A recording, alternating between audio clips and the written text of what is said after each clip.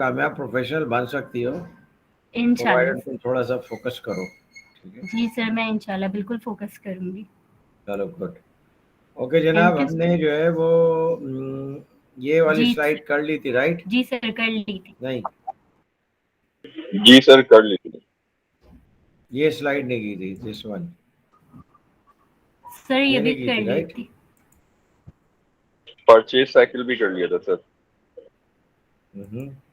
Okay. और ये भी कर लिया था, इनबाउंड मार्केटिंग तक कर लिया जी, था, राइट? ऐसा ही जी है। सर। अच्छा, उसके बाद जो चीज़ इन्होंने डिस्कस की है, दैट वो डिस्कस की इन्फ्लुएंसर जर्नी। देखिए, बी टू बी मार्केटिंग में एक चीज़ बहुत काउंट होती है, वो होती है इन्फ्लुएंसर। और इन्फ्लुएंसर का क्या मतलब है? जैसे मिसाल के तौर पे, जब मैं नेशनल रिफाइनरी और इसके साथ काम करता था, तो पाकिस्तान रिफाइनरी के साथ, तो नेशनल रिफाइनरी वाले देखते रहते थे कि पाकिस्तान रिफाइनरी वाले क्या कर रहे हैं, और जो प्रैक्टिसेस पाकिस्तान रिफाइनरी की होती थी वो उसके हिसाब से करते थे काम। ये उनका एक फॉलो करते थे। इसी तरह से आप फौजी फर्टिलाइजर और एग्रो में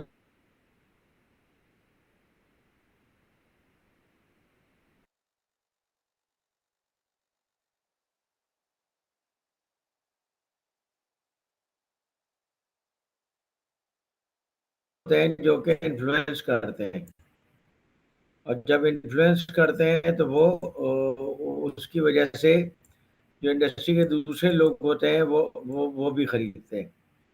जैसे आप शुगर मिल्स की एग्जांपल ले लीजिए। शुगर मिल्स में क्या होता है, 70 शुगर मिल्स है पाकिस्तान में, तकरीबन 29 सिंध में है, और 50 पंजाब में है, और 2 सूबा सरहद में। तो इस तरह से करके 70 शुगर मिल्स हैं। अच्छा, ये देखते रहते हैं कि जेडीडब्ल्यू वगैरह की क्या प्रैक्टिस है। जो जेडीडब्ल्यू वगैरह की प्रैक्टिस है उसको फॉलो करते हैं। तो अगर एक दफ़ा आपका प्रोडक्ट जेडीडब्ल्यू में चला गया, तो चूंकि ये सारे जहांगीर तरीन का जो है, तो ये चूंकि ये सारे इंजीनियर्स होते हैं और प्रोफेशनल्स होते हैं, तो एक दूसरे से डिस्कस भी करते हैं। और डिस्कस करने के बाद वो एक दूसरे से पूछते भी रहते हैं, भाई क्या चीज़ तुम्हारे अच्छी है, क्या चीज़ तुम्हें, बियरिंग्स में कौन सी बियरिंग तुम्हारे यहाँ सही चल रही है, मैकेनिकल सील में कौन सी बियरिंग मैकेनिकल सील सही चल रही है, लैंड पैकिंग्स में तुम क्या यूज़ करते हो। तो इंडस्ट्री के अंदर कुछ लोग ऐसे होते हैं जिनको के लोग फॉलो करते हैं, क्योंकि वो समझते हैं कि ये लोग टेक्निकली बहुत ज़्यादा स्ट्रांग है। जो प्रोडक्ट ये लोग परचेज करते हैं, ये साहब परचेज करते हैं, वो प्रोडक्ट अच्छी होती है इंडस्ट्री के लिए। तो दूसरे भी इनको फॉलो करते रहते हैं, और इन लोगों की आपस की मीटिंग्स भी होती रहती हैं, शुगर कॉन्फ्रेंस हो गई, इस तरह से हो गई, और एक दूसरे से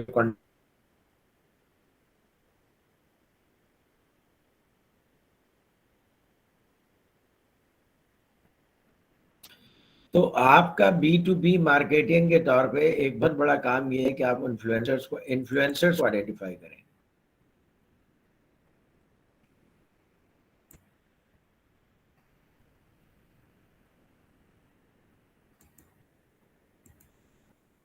आप लोगों को आवाज आ रही है? सर ब्रेक हो रही है बीच-बीच में। हेलो? सर बहुत नहीं चल रहा, शायद कोई आवाज नहीं आ रही। ब्रेक हो रही है? अच्छा,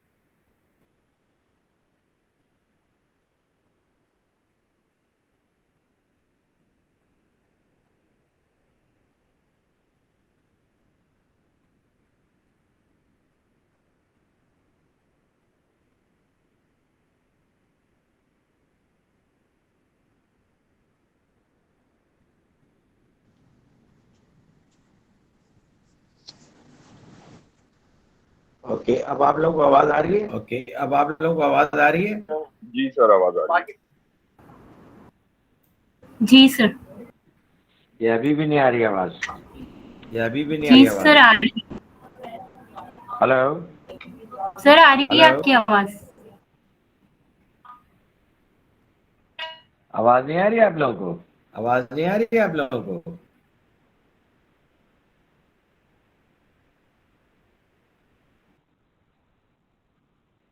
हेलो सर शायद आपको हमारी आवाज नहीं आ रही।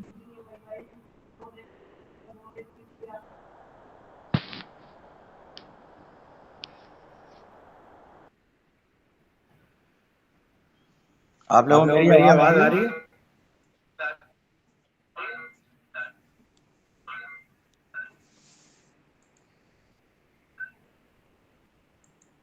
हेलो जी, आवाज आ रही है, गुड। अच्छा, तो जनाब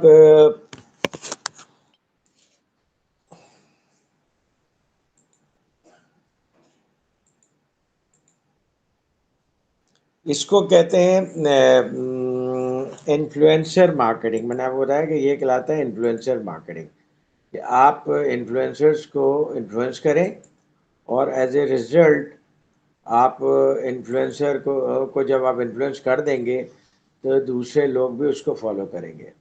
अच्छा, इन्फ्लुएंसर का एक जर्नी होती है। इन्फ्लुएंसर की जर्नी का क्या मतलब है कि इन्फ्लुएंसर एक पर्टिकुलर तरीके से चीज़ों को परचेज करता है, क्योंकि जाहिर है कि वो एक अच्छी रेपुटेशन का आदमी है जिसको इंडस्ट्री में लोग फॉलो करते हैं। तो इसलिए वो क्या करते हैं कि जब भी किसी के साथ काम करते हैं तो प्रोफेशनल वे में काम करते हैं। अच्छा, अगर जब उनको रियलाइजेशन हो ना कि मुझे इन्फ्लुएंस करने की कोशिश कर रहे हैं, वो थोड़े से हेजिटेंट भी हो जाते हैं और रिलक्टेंट भी हो जाते हैं आपसे परचेज करने में। इसलिए बेहतर होगा कि जब आप लोगों को इन्फ्लुएंस करें, ख़ासतौर पर जो इंडस्ट्री के इन्फ्लुएंसर होते हैं, उनको आप इन्फ्लुएंस करें तो ऐसे इन्फ्लुएंस करें कि सबल तरीके से इन्फ्लुएंस करें। बहुत ही ऐसे तरीके से उनको इन्फ्लुएंस करें जो उनके लिए एनोइंग ना हो। ऐसी सूरत में आपके पास जो बिजनेस की जो अपॉर्चुनिटी है वो बढ़ जाती है। तो that is called influencer journey. अच्छा, इन्फ्लुएंसर जर्नी क्या है कि आप उनको छोटे छोटे सेल्स की चीज़ें भेजते रहिए और कुछ अपने अपडेट्स भेजते रहिए, कुछ आप उनको एक्सेस देते रहें अपने वेबसाइट का या अपने स्पेशल कंटेंट का। तो ये लोग जो है इन चीज़ों को स्टडी भी करते हैं और स्टडी करके फिर कोशिश करते हैं कि वो उनको जो चीज़ समझ आती है फिर उसको परचेज़ भी करते हैं। जब वो परचेज़ करते हैं तो they are influencer in the market, तो दूसरे लोग भी परचेज़ करते हैं उसको। तो अच्छा, तो ये इन्फ्लुएंसर जर्नी और इन्फ्लुएंसर मार्केटिंग हो गया। अच्छा, उसके बाद इंडस्ट्रियल, इसके अंदर एक और चीज़ होती है, that is lead management. Lead किसको बोलते हैं? तो एक ऐसा पोटेंशियल कस्टमर जो अभी आपका कस्टमर नहीं है लेकिन आपका कस्टमर बन सकता है, और उसके लिए मार्केटिंग वाले मेहनत करते हैं कि मार्केटिंग वाले सारे डेटा को शफल करते हैं, उसको मैनेज करते हैं कि दे गेट द डेटा, और फिर डेटा को में से देखते हैं कि उनके अच्छे कस्टमर्स कौन से बन सकते हैं, उसके से वो लीड जनरेट करते हैं। यानी ये लोग वो कस्टमर्स हैं जो अभी हमसे नहीं परचेज कर रहे हैं but they have potential to purchase from us. तो ये चीज ऐसे कस्टमर को लीड कहते हैं कि ये हमारे लीड्स हैं, और उन लीड को मैनेज किया जाता है। मैनेज कैसे किया जाता है कि पहले तो आप जो भी आप डेटा लाएं, पाकिस्तान में ऐसे वेरी बिग प्रॉब्लम, लो नाम, email address, telephone number, organisations के नाम, ये सब कहीं से जमा करना बहुत मुश्किल काम है।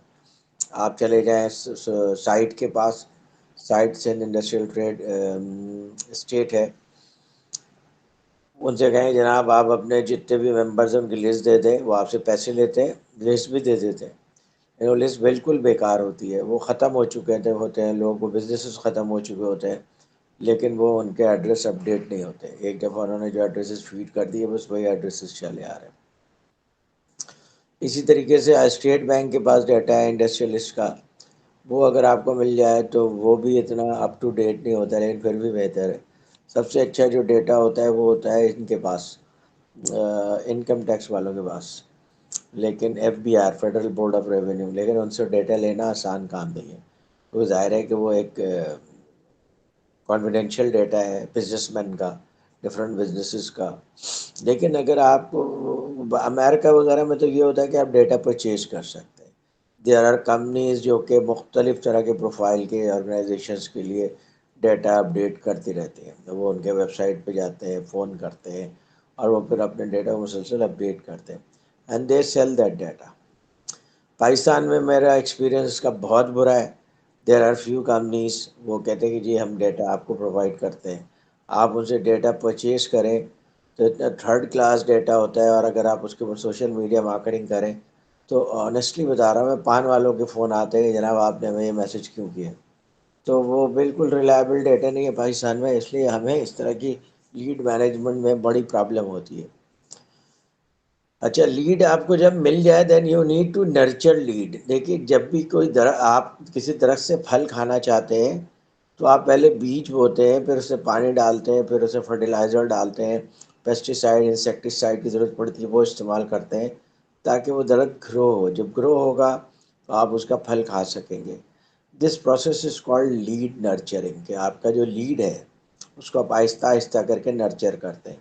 क्योंकि कोई भी लीड आपको फ़ौरन बड़ा बिजनेस नहीं देगा, लेकिन अगर आप उसके साथ कंटिन्यूसली इंगेज रहेंगे, उसके साथ आप विजिट्स करेंगे, प्रेजेंटेशंस करेंगे, इंटरेक्शन करेंगे, उनको राइट रेफरेंसेस देंगे, उनका कॉन्फिडेंस बिल्डअप करेंगे, तो लीड आहिस्ता आहिस्ता नर्चर होना शुरू हो जाएगा। तो ये बात आप लोगों को समझ में आ रही है कि लीड मैनेजमेंट क्या चीज़ है। लीड बेसिकली जो सेल्स के लड़के होते हैं ना, उनके पास इतना टाइम नहीं होता, ना उनके टाइम को इसमें वेस्ट करना चाहिए कि वो खुद ढूंढें कि कौन से हमारे कस्टमर्स हैं।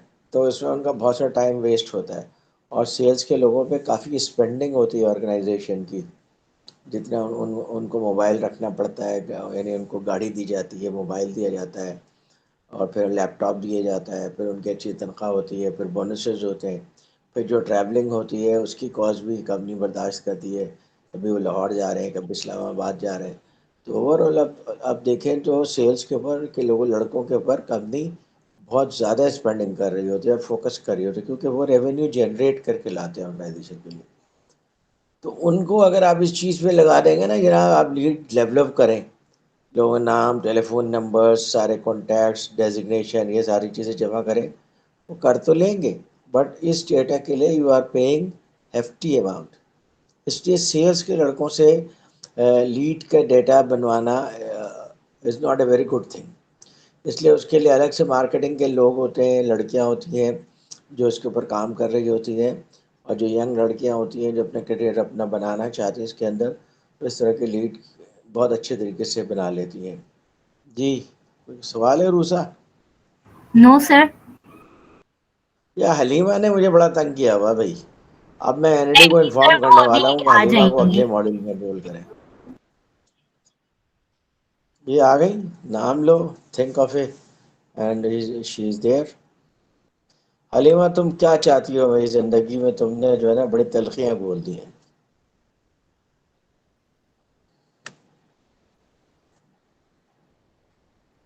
कहाँ रहती हो तुम हलीमा? वो जवाब भी नहीं देंगी वो। ठीक है भाई, मत जवाब दो, आ गई हो यही तुम्हारी मेहरबानी है। हो सकता है वो ऑफिस में हो इसलिए वो बात नहीं कर सकती हो। चले ठीक है, इट्स ओके हलीमा। तो ये लीड मैनेजमेंट और लीड नर्चरिंग ये एक इम्पॉर्टेंट एस्पेक्ट है B2B मार्केटिंग का।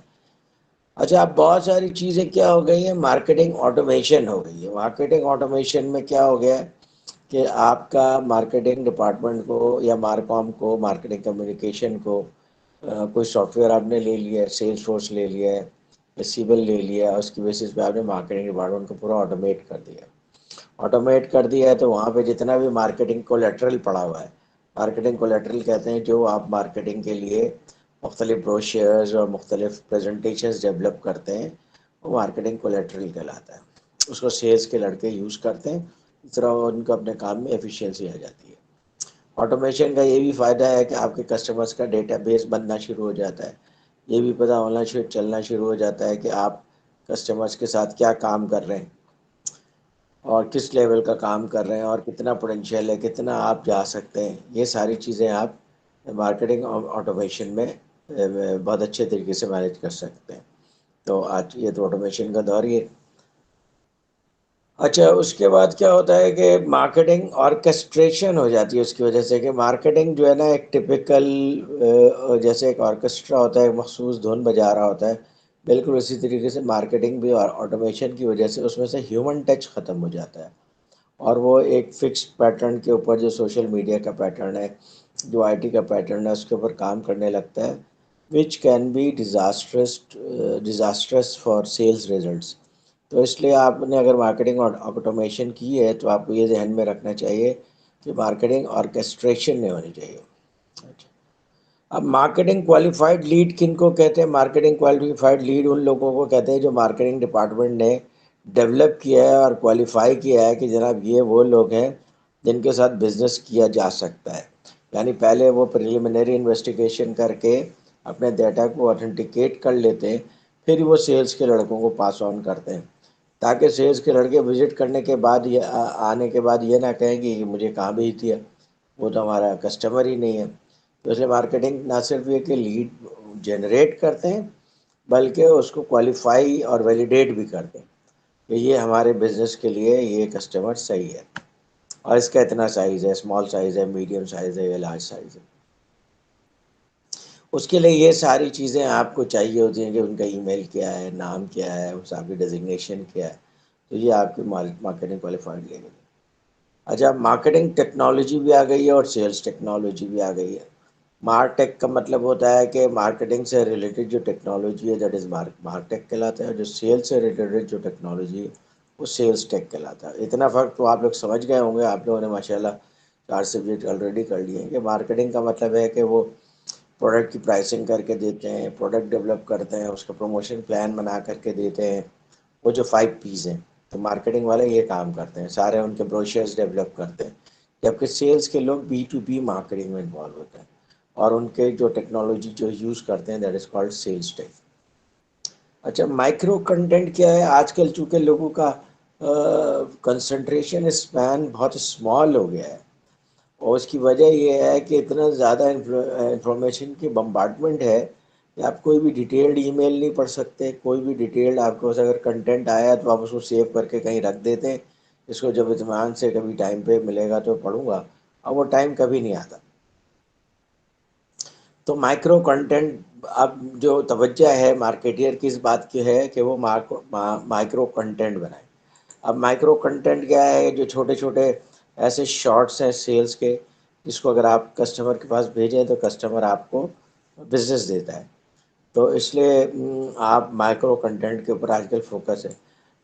माइक्रो कंटेंट को पहले ज़माने में आई ओपनर भी कहा जाता था, ठीक है, कि आई ओपनर है।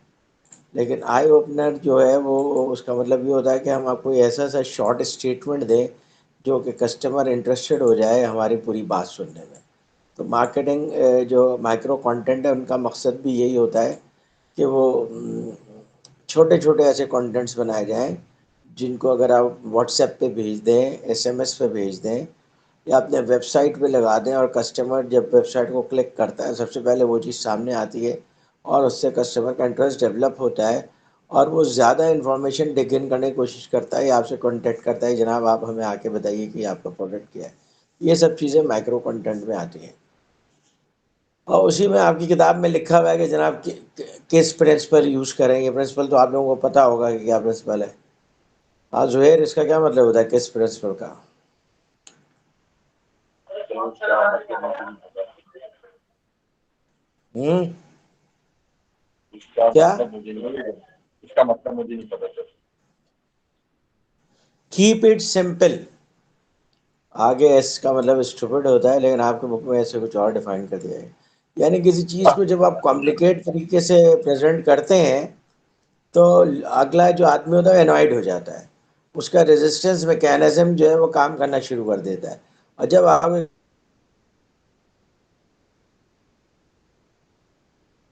कस्टमर का resistance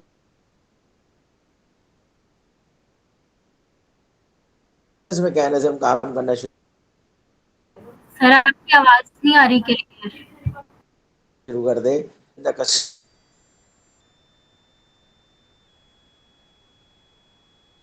will not purchase from you. तो ये कहलाता है किस प्रिंसिपल। यार एक मिनट आए टू टेक दिस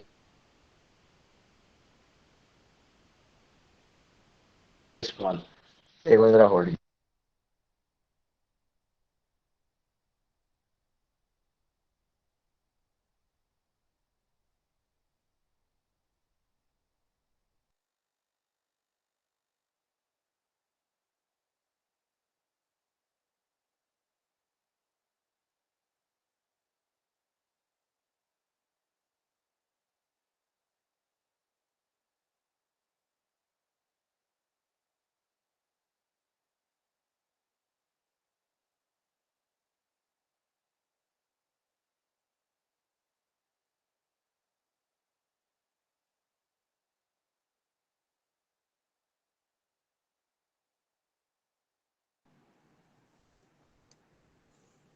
जी,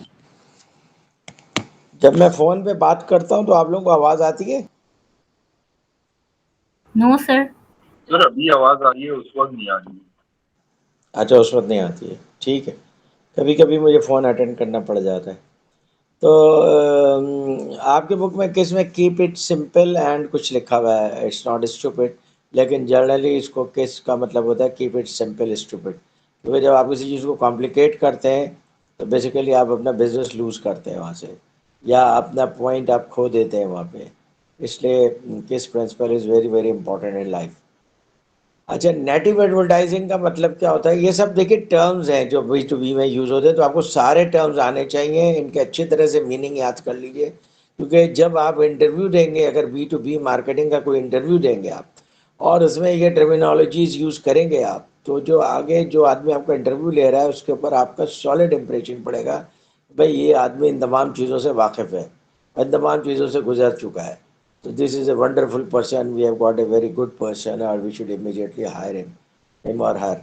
तो इसलिए आप लोग इन टर्मिनोलॉजीज़ को ख़ास तौर पे तवज्जो दीजिए कि आपको एक एक टर्मिनोलॉजी का मतलब पता होना चाहिए। इसीलिए पूरा चैप्टर इन्होंने टर्मिनोलॉजीज़ के ऊपर रखा है। अच्छा, नेटिव एडवर्टाइजिंग का मतलब होता है कि एक आप लोकल एडवर्टाइजिंग करें, कस्टमर के हिसाब से टेलर मेड एडवर्टाइजिंग करें। यानी अगर वो रिफाइनरी का कस्टमर है तो उसके हिसाब से एडवर्टाइजिंग करें, अगर शुगर का कस्टमर है उसके हिसाब से एडवर्टाइजिंग करें, सीमेंट का कस्टमर है तो उसके हिसाब से, टेक्सटाइल का कस्टमर है उसके हिसाब से एडवर्टाइजिंग करें। अच्छा, उसके साथ ही एक और आर्ट जो आजकल रिवाइव हो रहा है और बहुत ज़्यादा डेवलप हो रहा है, दैट इज़ स्टोरी टेलिंग। हम लोग भी जब सेल्स प्रेजेंटेशन करते थे या सेल्स की ट्रेनिंग लेते थे, हमें ट्रेनिंग में ये बताया जाता था कि कस्टमर उस वक्त आपसे परचेज करता है जब आप उसे कोई स्टोरी सुनाते हैं। वो स्टोरी फिक्शस भी हो सकती है, वो स्टोरी जो है वो सच और एग्जेजरेशन का एक कॉम्बिनेशन भी हो सकता है। जब आप स्टोरी सुनाते हैं ना तो ह्यूमंस को स्टोरी का बड़ा शौक है। अभी आप लोगों को पता नहीं, पता है या नहीं पता कि जब ये टीवी रेडियो कुछ भी नहीं था, जब इंडस्ट्रियल रेवोल्यूशन भी नहीं आया था, लोग दिन में काम करने के बाद शाम में जब बैठते थे तो वो कहवा पीते थे या कोई और चीज़ पीते थे, और साथ में उन दरमियान में एक स्टोरी टेलर बैठा होता था, किस्सा गो बैठा होता था, दास्तान गो बैठा होता था। वो दास्तान सुनाता था। आपको पता है हमारे यहाँ इतनी मोटी मोटी किताबें लिखी गई हैं, दास्तान अमीर हमज़ा, अलिफ लैला। अलिफ लैला में हज़ार रात की कहानियाँ हैं कि उसने, बादशाह ने शहरज़ाद से कहा था कि हर रात तुमने मुझे एक कहानी सुनानी है। वो हर रात एक कहानी सुनाती। वो किसी साहब ने वो किताब लिखी, उसमें हज़ार दास्तान है।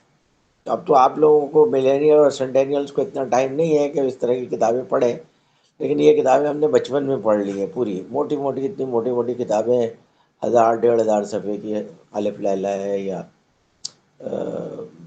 दूसरी क्या किताब का नाम बताया मैंने, दास्तान अमीर हमज़ा है। ये सब बहुत लंबी लंबी कहानियाँ हैं जिसके अंदर उमरू अय्यार और इस तरह के कैरेक्टर्स हैं, और वो इतने अट्रैक्टिव वे में कहानी को डिस्क्राइब करते हैं कि once you start reading it तो फिर आपका दिल नहीं चाहता कि किताब को आप हाथ से छोड़ें। यू कांट बिलीव दिस कि मैंने ये किताबें 3 3 4 4 दिन लगातार दिन रात पढ़ करके ख़त्म की थी अपने बचपन में। तो हम लोगों को उर्दू पढ़ाया जाता था तो हम लोगों को उर्दू का कोई इतना इशू नहीं था, तुम लोगों के साथ उर्दू का भी इशू है। तो ये स्टोरी टेलिंग का आर्ट है जो कि दुनिया से ख़त्म हो गया था इंडस्ट्रियल रेवोल्यूशन के बाद, या बहुत कम हो गया था, लेकिन अब ये आर्ट दोबारा रिवाइव हो रहा है। और इंडिया में तो बाकायदा इसकी एफर्ट्स की जा रही हैं। वो एक फारूकी साहब हैं जो कि इसके ऊपर काफ़ी काम कर रहे हैं, और भी लोग हैं जो इसके ऊपर काम कर रहे हैं। और मुझे अगर मिल गया लिंक, मुझे याद रहा, तो मैं आप लोगों को एक स्टोरी भी भेज सकता हूँ, जिसके अंदर उसने 4 स्टोरी सेलेक्ट करके, ये फारूकी ने और उसके साथ एक और साहब हैं, उन्होंने मिल करके वो स्टोरी सुनाई है पुराने दास्तान गोए के अंदाज में। आई डोंट नो आप लोग इंटरेस्ट है या नहीं। बहरहाल मैं आपको लिंक ज़रूर भेजूँगा। सही एंड आई जी। विल सजेस्ट कि आप वो स्टोरीज सुने। स्टोरी टेलिंग एक बहुत बड़ा आर्ट है, और स्टोरी से अभी भी जो ह्यूमन बीइंग है वो अट्रैक्ट होते हैं, ग्लूड होते हैं, और अपने आप को एसोसिएट करते हैं। स्टोरी के जो गुड कैरेक्टर्स होते हैं उसके साथ आप अपने आप को एसोसिएट करते हैं। इसी वजह अब स्टोरी टेलिंग की जगह फिल्म, ड्रामा, ये चीज़ें आ गई हैं। पहले स्टोरी टेलिंग हुआ करती थी। अब आप भी जब कस्टमर के पास जाते हैं तो आप कुछ वीडियोज़ भी दिखा सकते हैं। पहले ये फैसिलिटी नहीं थी, अब आप दिखा सकते हैं। तो आप वीडियो को ज़रूर यूज़ करते हैं, लेकिन असल में जो आप यूज़ करते हैं वो स्टोरी टेलिंग। आप अपनी एक बात को इस तरह से बयान करते हैं जैसे कोई स्टोरी सुना रहे हो। जब आप स्टोरी सुना रहे होते हैं तो कस्टमर को अट्रैक्शन फील होती है। इसकी एक एग्जांपल मैं आपको देता हूँ। अगर आप लोग नैंडोज़ गए हों तो नैंडोज़ के जो आपके सामने जो पीले रंग का कागज़ रखते हैं, उसके ऊपर 2 भाइयों की स्टोरी लिखी हुई है, जिन्होंने उसमें लिखी हुई है बहरहाल उन्होंने किस तरीके से ये नैंडोज़ शुरू हुआ था। इसी तरीके से जो आप कोस्टा कॉफ़ी के पास जाएँ तो वो 2 भाइयों की स्टोरी सुनाता है, जीनो और जेनारियो की, इटालियन थे, जो कि जिन्होंने किस तरह से कॉफ़ी के बिज़नेस को शुरू किया और डेवलप किया। अच्छा, कॉफ़ी को इटालियंस जो है वो डेलिकेसी के लिए बहुत मशहूर है, ख़ास तौर पे कुलिनरी डेलिकेसी के लिए बहुत मशहूर है, खाने-पीने की डेलिकेसी में। तो वो कोस्टा ने वो पूरी स्टोरी अडॉप्ट की हुई है। हालाँकि Costa is a British company, और इसका हमेशा से ब्रिटिश ही ओरिजिन रहा है, लेकिन लोगों को अट्रैक्ट करने के लिए आपको एक ऐसी स्टोरी सुनानी होती है जिसकी वजह से लोग उसके साथ अपने आप को एसोसिएट कर सकें। तो ये इंडस्ट्रियल मार्केटिंग में भी बहुत होता है, और जब आप इंडस्ट्रियल मार्केटिंग में काम करेंगे तो आपको स्टोरी टेलिंग आहिस्ता आहिस्ता आ जाएगी। और अगर आपको इसको सीखना है तो थोड़ा सा आप नेट सर्च करें, ये खुद इटसेल्फ इज़ एन आर्ट। अच्छा, फिर अब जो चूँकि सारा कुछ इंटरनेट पे होने लगा है, तो इसलिए इंटरनेट के ऊपर ओन्ड कंटेंट्स भी हैं कि आपका अपने कंटेंट्स हैं। बहुत सारे लोग जो है ना अपने कंटेंट बना के यूट्यूब पे डाल देते हैं, या अपने वेबसाइट पे डाल देते हैं, और बाकायदा वो वेबसाइट जो है उसका एक्सेस जनरल पब्लिक को होता है। तो वहाँ पे जो है वो आपके जो कस्टमर्स हैं वो आते हैं और आपके प्रोडक्ट के बारे में अपडेट देखते हैं। जो आपके प्रिविलेज्ड कस्टमर हैं उनको आप पासवर्ड के साथ एक्सेस देते हैं, and that access is a deeper access. तो वो आमतौर पे आप जो इन्फ्लुएंसर्स होते हैं उनको आप प्रिविलेज्ड एक्सेस दे देते हैं।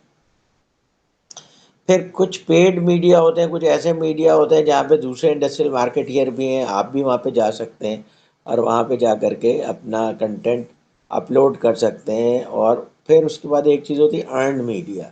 अर्न्ड मीडिया ये होता है कि आपने अगर यूट्यूब चैनल बनाया है, फिर उस मीडिया पे लोग आहिस्ता आहिस्ता लोग आना शुरू करते हैं, पॉजिटिव रिमार्क्स देते हैं। दूसरे लोग आजकल जो परचेजिंग करते हैं वो इस चीज़ पे परचेजिंग करते हैं कि दूसरे लोगों ने कितने वहाँ पे क्या फीडबैक दिया है, और उसकी बेसिस पे रेटिंग भी बनती है आपके वेबसाइट की भी और फेसबुक की भी और यूट्यूब की भी। और वो अर्न मीडिया कहलाता है, क्योंकि इसके ऊपर आपने एफर्ट्स किए हैं, लेकिन इसके ऊपर आपको किसी को पे नहीं करना पड़ रहा है, लेकिन एफर्ट्स करके आपने एक ऐसा वेबसाइट बना दिया जहाँ पे लोग जाना पसंद करते हैं और वहाँ के कंटेंट्स को देख के लाइक करते हैं। तो इस तरह से कस्टमर का ट्रैफिक बढ़ता है। जैसे मिसाल के तौर पे आप डीजल जनरेटर में डील करते हैं, तो आपने वहाँ पे एक वीडियो बना दी है कि डीजल जनरेटर की मेंटेनेंस कैसे करते हैं। अब that is of interest for every engineer. तो जाएगा, उसे देखेगा, उसकी नॉलेज होगी, और उसी में आप दरमियान में कहीं पे अपना प्रोडक्ट भी सेल कर रहे होते हैं। अच्छा, अब मार्केटिंग वाले का काम होता है कि वो कोलेटरल बनाए, और कोलेटरल वो बनाते हैं जो कि कुछ इंटरनल कंजम्पशन के लिए होता है, और कुछ ऐसे कोलेटरल्स होते हैं जो कि आप अपने कस्टमर्स को भेजते हैं, अपने सारे जितने भी पोटेंशियल कस्टमर्स हैं उनको भी भेजते हैं, ये मार्केटिंग आउटबाउंड मार्केटिंग कहलाती है, जो आप आउटर साइड को आउटर वर्ल्ड के लिए कर रहे हैं, अपने कस्टमर्स के लिए कर रहे हैं। इन B2B मार्केटिंग में आजकल एक बहुत इम्पोर्टेंट जो चीज़ आई है, that is performance marketing. Performance marketing क्या है कि आपने देखा होगा कि आजकल बड़े बड़े कॉल सेंटर्स खुले हुए हैं। ये कॉल सेंटर्स क्या करते हैं? कॉल सेंटर्स जाते हैं कस्टमर्स के पास और उनसे कहते हैं कि हम आपके प्रोडक्ट्स को फ़ोन पे बेचेंगे, जब हम सेल कर दें और आपकी जो टीम है उससे ज़्यादा बेहतर परसेंटेज के साथ सेल कर दें, उनसे ज़्यादा अच्छी परफॉर्मेंस दे दें हम पर पर्सन के लिहाज से, तब आप हमें पे कीजिएगा। अब वो KPIs डिफ़ाइन कर देते हैं। तो जब हम आपकी KPIs अचीव करें, आपके प्रोडक्ट की सेल होने लग जाए, थ्रू हमारे कॉल सेंटर सेल होने लग जाए, देन यू पे अस। अब कॉल सेंटर वाले करते क्या हैं? कॉल सेंटर वाले ये करते हैं कि वो आर्टिफिशियल इंटेलिजेंस का एक सॉफ्टवेयर यूज़ करते हैं और वो सॉफ्टवेयर तमाम पैरामीटर्स की बेसिस के ऊपर जो प्रायोरिटी कस्टमर है उसको टॉप पे पिक करता है। अब पिक करके जितने लोग कॉल पे बैठे हुए हैं उनमें उनके साथ कनेक्ट कर देता है। वो लोग ऑलरेडी ट्रेंड होते हैं कि उनको पहले मिनट में अपना इंट्रोडक्शन कराना होता है और एक आई कैचर या आई ओपनर बोलना होता है, जिसकी बेसिस पे अगला आदमी सुनने के लिए तैयार हो जाता है। ओके, आप क्या कहना चाहते हैं, please explain. Then in next 2 minutes you have to explain your products. This is called performance marketing. Simple products तो वैसे ही बिक जाती हैं और जो थोड़ी सी कॉम्प्लिकेटेड प्रोडक्ट्स होती हैं तो कम से कम नहीं तो आप कॉल के ज़रिए अपॉइंटमेंट ले लेते हैं कि जो पोटेंशियल बायर होता है वो अपना इंटरेस्ट शो करता है कि मैं यस आपने जो बात की है that is way of interest for me, so I would like to understand more details about your product. तो फिर आपके सेल्स पर्सन के लिए एक क्वालिफाइड अपॉइंटमेंट बन जाती है, वो सेल्स पर्सन चला जाता है। तो ये कहलाती है परफॉर्मेंस मार्केटिंग। और आजकल ये कंपनीज हैं बाकायदा जो कि परफॉर्मेंस बेस्ड मार्केटिंग कर रही हैं और परफॉर्मेंस के ऊपर कस्टमर से पैसे ले रहे हैं। अच्छा, सोशल सेलिंग ये होती है कि जनाब आपका सोशल नेटवर्क है, उस सोशल नेटवर्क के अंदर आप इन हैं और आजकल तो व्हाट्सएप के ग्रुप्स हैं जिसके अंदर आप इन होते हैं। तो उनमें से कोई साहब जो है, अगर फ़र्ज़ कीजिए कि इंजीनियर्स हैं, हमारा अगर NID के इंजीनियर्स का ग्रुप है तो हमारे अपने क्लास में 250 लड़के हैं। और अगर मैं किसी ऐसे ग्रुप में आ जाऊं जिसके अंदर और डिफरेंट ईयर्स के इंजीनियर्स हैं तो मुझे 1000-1500 इंजीनियर्स का एक्सेस मिल जाता है। अब वहाँ पे जा कर के मैं सबल तरीके से उनको बता दूँ कि जनाब ये नई प्रोडक्ट मार्केट में आई है, तो that way be of interest for few engineers, क्योंकि वो उसके उसे काम कर रहे होंगे। तो उस पर काम करने की सूरत में वो फिर आपसे कांटेक्ट करते हैं और एज ए रिज़ल्ट आप इसको इंटेलिजेंटली यूज़ कर सकते हैं सोशल मीडिया को। या सोशल नेटवर्क है आपका, कहीं पे आप डिनर पे मिल रहे हैं, लंच पे मिल रहे हैं, वहाँ पे फिर आपने प्रोडक्ट को सबल तरीके से सेल करते हैं।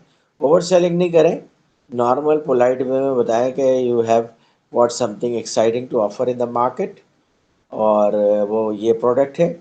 अगर आप में से किसी को डिटेल चाहिए आप तो आप मुझे बता दीजिएगा। आपको पता है लोग जो अमेरिका यूरोप में जो गैदरिंग करते हैं शाम में और जो वाइन पार्टीज़ होती हैं, वो बेसिकली वो सोशल सेलिंग के लिए बेस्ट जगह होती है और वो होती भी इसीलिए। स्टोरी टेलिंग ऊपर आ गया है, इन्होंने अलग से भी डिफ़ाइन किया है, नेटिव एडवर्टाइजिंग में भी डिफ़ाइन किया है। अच्छा, टच पॉइंट मैनेजमेंट ये होता है कि कस्टमर और आपका कॉन्टैक्ट के पॉइंट्स कौन कौन से हैं। एक पॉइंट तो ये है कि आपका सेल्स पर्सन जा रहा है, ये तो फेस टू फेस मार्केटिंग होगी। एक टच पॉइंट है कि आप फ़ोन पे बात कर रहे हैं, एक टच पॉइंट है कि आप सोशल मीडिया व्हाट्सएप वगैरह पे बात करें, एक टच पॉइंट ये है कि आपने यूट्यूब पे अपनी वीडियोस अपलोड की हुई हैं और वो आपके कस्टमर्स देख रहे हैं। तो आपको पता होना, आप उसके अलावा आप एडवर्टीजमेंट कर रहे हैं, ये सारे आपके टच पॉइंट्स हैं। ब्रोशर्स भेज रहे हैं, आप अपना न्यूज़ भेज रहे हैं। बहुत सारे जो होते हैं इंडस्ट्रियल मार्केटिंग के, वो अपना बाकायदा एक क्वार्टरली या मंथली एक न्यूज़लेटर निकालते हैं, वो भी एक टच पॉइंट है और वो अपने इंजीनियर्स को सर्कुलेट करते हैं। अच्छा, अगर मैगज़ीन होता है तो इंजीनियर्स वेट करते हैं उसका, क्योंकि उनके लिए टेक्निकल अपडेट्स होती है। तो ये सारे आपके और अपने आपके कस्टमर्स के दरमियान इंटरेक्शंस के डिफरेंट लेवल्स हैं। और कोई भी टच पॉइंट आपको मिस नहीं करना चाहिए। तो आप जितने भी कस्टमर्स के साथ काम कर रहे हैं, सबसे पहले तो आप ये देखिए कि उनके साथ कितने पॉसिबल टच पॉइंट्स हैं, उनमें से किन टच पॉइंट्स को आपको फोकस करना चाहिए, so that your message is reach to your target market. That is called touch point management. उसके बाद एक बड़ा इंपॉर्टेंट फैक्टर होता है, दैट इज़ यूज़र एक्सपीरियंस, कि आपको प्रोडक्ट को यूज़ करने के बाद आपके यूज़र का एक्सपीरियंस कैसा रहा। अगर यूज़र का एक्सपीरियंस अच्छा रहेगा तो वो आपसे फर्दर भी परचेज करेगा, और एक्सपीरियंस अच्छा नहीं रहेगा तो आगे परचेज नहीं करेगा। तो आपको जो पहली दफ़ा किसी कस्टमर को सेल करने का मौका मिलता है, और आमतौर पे first sales in B2B marketing is a small sale, लेकिन अगर उस स्मॉल सेल्स को आप आइडियल सेल बना देते हैं, कस्टमर के लिए बहुत प्लेजेंट एक्सपीरियंस बना देते हैं, एक वाव फैक्टर क्रिएट कर देते हैं, तो उसकी वजह से कस्टमर पे फर्दर आपसे परचेजेस करता है। तो आपको यूज़र एक्सपीरियंस में भी बहुत फोकस करना पड़ता है B2B मार्केटिंग में, क्योंकि वो प्रोडक्ट कस्टमर के लिए नया है, और अगर आपका टेक्निकल प्रोडक्ट है तो हो सकता है कि उसको मिसयूज़ कर ले, उसको सही तरीके से इंस्टॉलेशन का ना पता हो, सही तरीके से यूसेज का ना पता हो। और जब इंस्टॉलेशन में उसे सपोर्ट करते हैं, यूसेज में उसे गाइड करते हैं, उसके टेक्नीशियंस को ट्रेन करते हैं, तो यूज़र का कॉन्फिडेंस डेवलप होता है, और वो कहते हैं वाह व्हाट ए ग्रेट कंपनी, इतनी अच्छी कस्टमर सर्विस है, फिर वो और प्रोडक्ट्स भी आपसे ख़रीदते हैं। तो ये है B2B मार्केटिंग के कुछ A to Z। तो ऑलमोस्ट आपका ये चैप्टर एंड हो गया है। फिर इंशाल्लाह आप लोगों से अब संडे को मुलाकात है, तो संडे को ये 2 स्लाइड कंप्लीट करने के बाद हम आपसे चैप्टर 3 स्टार्ट करेंगे। कोई क्वेश्चन है? No sir. क्यों? नहीं सर, समझ आ रहा है आपने अभी तक जो डिस्कस। मुझे नहीं लग रहा कि तुम्हें कुछ समझ में आ रहा है।